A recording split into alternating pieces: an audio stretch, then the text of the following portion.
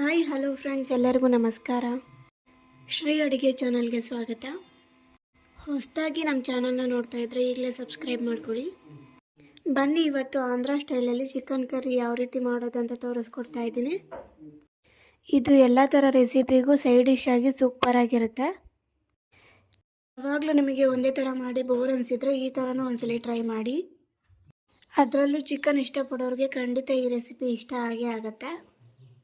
ಈ ರೆಸಿಪಿ ನಿಮಗೆ ಇಷ್ಟ ಆಯ್ತಂದರೆ ಲೈಕ್ ಮಾಡಿ, ಸಬ್ಸ್ಕ್ರೈಬ್ ಮಾಡಿ, ಶೇರ್ ಮಾಡಿ, ಮತ್ತು ಯಾವ ಥರ ಇತ್ತು ಅಂತ ಕಮೆಂಟ್ ಮೂಲಕ ತಿಳಿಸಿ.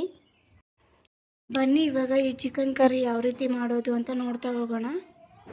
ಇದು ಮಾಡೋದಕ್ಕೆ ನಾವು ಇವತ್ತು ಅರ್ಧ kg ಚಿಕನ್ ತೊಗೊಂಡಿದ್ದೀವಿ. ಇವಾಗ ಸ್ಟವ್ ಮೇಲೆ ಒಂದು ಕಡಾಯಿ ಇಟ್ಕೊಂಡು ಅದಕ್ಕೆ ಒಂದು 3 ಟೇಬಲ್ ಸ್ಪೂನ್ ಎಣ್ಣೆ ಹಾಕಿ, ಮತ್ತು ಎಣ್ಣೆ ಕಾದ್ಮೇಲೆ ಚಕ್ಕೆ, ಲವಂಗ, ಏಲಕ್ಕಿ, ಜೀರಿಗೆ ಒಂದು ಅರ್ಧ ಟೀ ಸ್ಪೂನ್ ಹಾಕ್ಕೊಂಡಿದ್ದೀನಿ.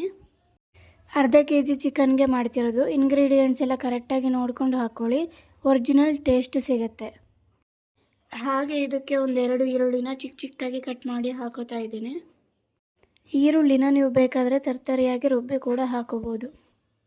ಇದಕ್ಕೆ 1/4 ಟೀ ಸ್ಪೂನ್ ಅರಿಶಿನ ಪುಡಿ ಹಾಕೋತಾ ಇದ್ದೀನಿ. ಹಾಗೆ 1 ಟೇಬಲ್ ಸ್ಪೂನ್ ಶುಂಠಿ ಬೆಳ್ಳುಳ್ಳಿ ಪೇಸ್ಟ್ ಹಾಕೋತಿದ್ದೀನಿ. ಈರುಳ್ಳಿ ಫ್ರೈ ಮಾಡೋವಾಗಲೇ ಹಾಕಿದ್ರೆ ಎರಡು ಈಸಿಯಾಗಿ ಒಂದೇ ಸಲ ಫ್ರೈ ಆಗುತ್ತೆ.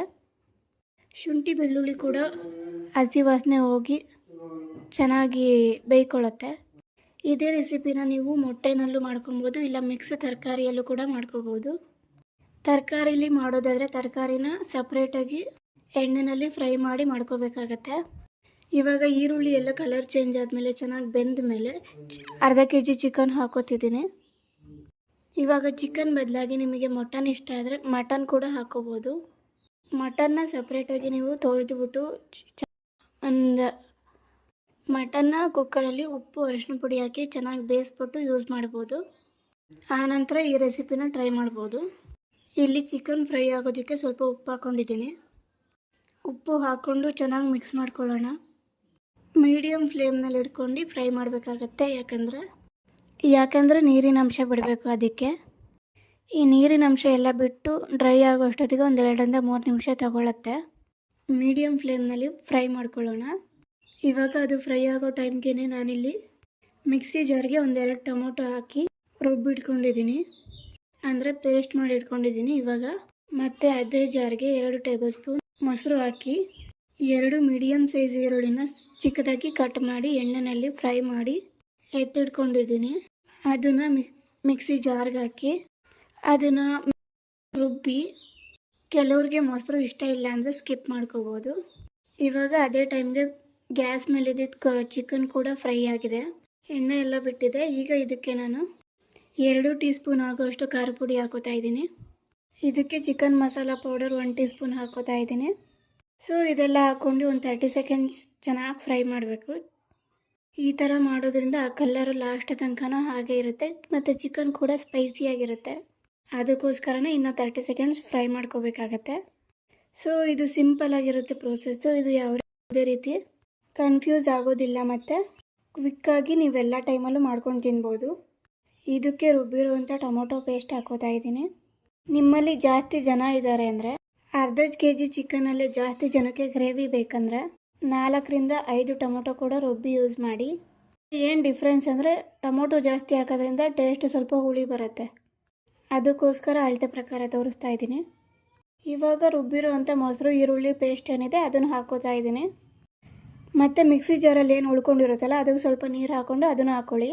ಮತ್ತು ಇವಾಗ ಚಿಕನ್ನು, ಮಸಾಲೆ ಏನೇನು ಹಾಕಿದ್ದೀವಿ ಎಲ್ಲ ಚೆನ್ನಾಗಿ ಮಿಕ್ಸ್ ಮಾಡಬೇಕು. ಇದನ್ನು ಒಂದು 5 ನಿಮಿಷ ಮೀಡಿಯಮ್ ಟು ಲೋ ಫ್ಲೇಮಲ್ಲಿ ಚೆನ್ನಾಗಿ ಗ್ರೇವಿಲಿ ಹಸಿ ಸ್ಮೆಲ್ಲೆಲ್ಲ ಹೋಗಿ ಚೆನ್ನಾಗಿ ಕೊತ ಕುದ್ದಿ ಒಂದು ಒಳ್ಳೆ ಗ್ರೇವಿ ಆಗಬೇಕು, ಒಂದು ಒಳ್ಳೆ ಕನ್ಸಿಸ್ಟೆನ್ಸಿ ಬರಬೇಕು. ನೀವೇ ನೋಡ್ತಾ ಇದ್ದೀರಲ್ಲ, ಚೆನ್ನಾಗಿ ಎಣ್ಣೆ ಬಿಟ್ಟು ನಮಗೆ ಬೇಕಾಗಿರೋ ಗ್ರೇವಿ ರೆಡಿ ಆಗಿದೆ. ಇವಾಗ ನಾವು ಚಿಕನ್ ಕರಿಗೆ ಬೇಕಾಗಿರುವಂಥ ನೀರು ಹಾಕೋಬೇಕಾಗತ್ತೆ. ಬಿಸಿನೀರು ಹಾಕಿ ಫಸ್ಟು 1 ಕಪ್ ಆಗೋಷ್ಟು ನೀರನ್ನ ಕಾಯಿಸಿ, ಆಮೇಲೆ 1 ಕಪ್ ನೀರನ್ನ ಇದಕ್ಕೆ ಹಾಕಿ. ಇದಕ್ಕೆ ನಾರ್ಮಲ್ ವಾಟರ್ನೂ ಕೂಡ ಹಾಕೋಬೋದು, ಆದರೆ ಬಿಸಿನೀರು ಹಾಕಿದ್ರೆ ಟೇಸ್ಟ್ ಇನ್ನೂ ಚೆನ್ನಾಗಿರುತ್ತೆ ಅಂತ. ಮತ್ತು ರುಚಿಗೆ ತಕ್ಕಷ್ಟು ಉಪ್ಪು ಹಾಕ್ಕೊಳ್ಳಿ. ಇವಾಗ ಇದಕ್ಕೆ ನಾನು 1 ಕಡ್ಡಿ ಕರಿಬೇವಿನ ಸೊಪ್ಪು, 3 ಹಸಿಮೆಣಸಿನ್ಕಾಯಿ ಹಾಕ್ಕೊಂಡು ಇದನ್ನು ಮಿಕ್ಸ್ ಮಾಡ್ಕೊಳ್ಳೋಣ. ಚೆನ್ನಾಗಿ ಮಿಕ್ಸ್ ಮಾಡಿದಾದಮೇಲೆ ಒಂದು 3 ರಿಂದ 4 ನಿಮಿಷ ಲೋ ಫ್ಲೇಮಲ್ಲಿ ಕುದಿಯೋಕ್ಕೆ ಬಿಡಬೇಕು. ಲೋ ಫ್ಲೇಮಲ್ಲಿ ಒಂದು 3-4 ನಿಮಿಷ ಆದಮೇಲೆ ನಮಗೆ ಬೇಕಾಗಿರೋಂಥ ಚಿಕನ್ ಕರ್ರಿ ರೆಡಿಯಾಗಿದೆ. ಇವಾಗ ಕೊನೆಯದಾಗಿ ಇದಕ್ಕೆ 1 ಟೀ ಸ್ಪೂನ್ ಧನಿಯಾ ಪೌಡರ್ ಹಾಕೋತಾ ಇದ್ದೀನಿ. ಧನಿಯಾ ಪೌಡರ್ನ ನೀವು ಚಿಕನ್ ಜೊತೆ ಫ್ರೈ ಮಾಡಿದಾಗ ಅದೇ ಒಂದು ಟೇಸ್ಟ್ ಕೊಡುತ್ತೆ. ಈ ಥರ ಲಾಸ್ಟಲ್ಲಿ ಹಾಕಿದ್ರೆ ಇದೇ ಒಂಥರ ಫ್ಲೇವರ್ ಬರುತ್ತೆ. ಉಪ್ಪನ್ನ ನೀವು ನೋಡಿಕೊಂಡು ಯಾವಾಗ ಬೇಕಾವಾಗ ನೋಡಿಕೊಂಡು ಹಾಕ್ಕೊಳ್ಳಿ. ಇಲ್ಲಿ ಚಿಕನ್ ಇಷ್ಟಪಡೋರು ಗ್ರೇವಿನ ಇಷ್ಟಪಡ್ತೀರಾ, ಅಷ್ಟು ಚೆನ್ನಾಗಿರುತ್ತೆ. ಈ ಎಲ್ಲ ಥರ ವೆರೈಟಿ ರೈಸ್ಗೆ, ಚಪಾತಿ, ಪರೋಟಾಗೆ, ಅನ್ನಕ್ಕೆ ಎಲ್ಲದಕ್ಕೂ ಸೂಪರಾಗಿರುತ್ತೆ. ಕೊನೆಯದಾಗಿ ಕೊತ್ತಂಬರಿ ಸೊಪ್ಪು ಹಾಕ್ತಾಯಿದ್ದೀನಿ. ಒಂದು ಸೂಪರ್ ಟೇಸ್ಟಿಯಾಗಿರುವಂಥ Andhra style chicken curry ready. Thank you so much. Please support, subscribe, share for more videos.